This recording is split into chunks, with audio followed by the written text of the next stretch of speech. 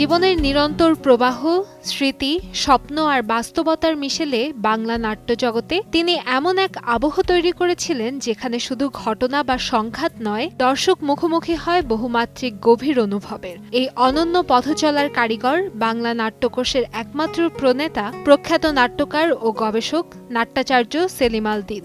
আজকের এই দিনে ঢাকার এক বেসরকারি হাসপাতালে মৃত্যুবরণ করেন বাংলা নাট্যাঙ্গনের আদিম এই নক্ষত্র।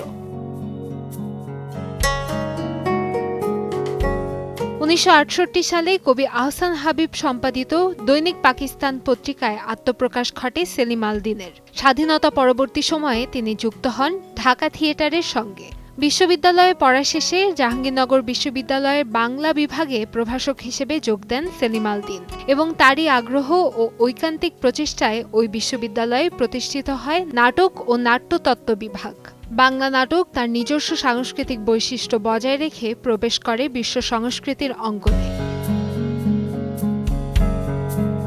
সেলিম আল দীন তার লেখায় চিত্রিত করেছেন বাংলা জনপদের প্রান্তিক জীবন ও সংগ্রাম। তার প্রথম দিককার নাটকের মধ্যে সর্প বিষয়ক গল্প জন্ডিস ও বিবিধ বেলুন নামগুলো অন্যতম। পরবর্তীতে কীর্তনখোলা, চাকা, জৈবতী কন্যার মন, নিমজ্জন, ধাবমান নাটকের মাধ্যমে নিজেকে প্রতিষ্ঠা করেছেন একজন নিরীক্ষণধর্মী নাট্যকার হিসেবে। শুধু নাটকই নয়, কবিতা, প্রবন্ধ, গানে তার অনবদ্য সৃষ্টির স্বাক্ষর রেখে গেছেন।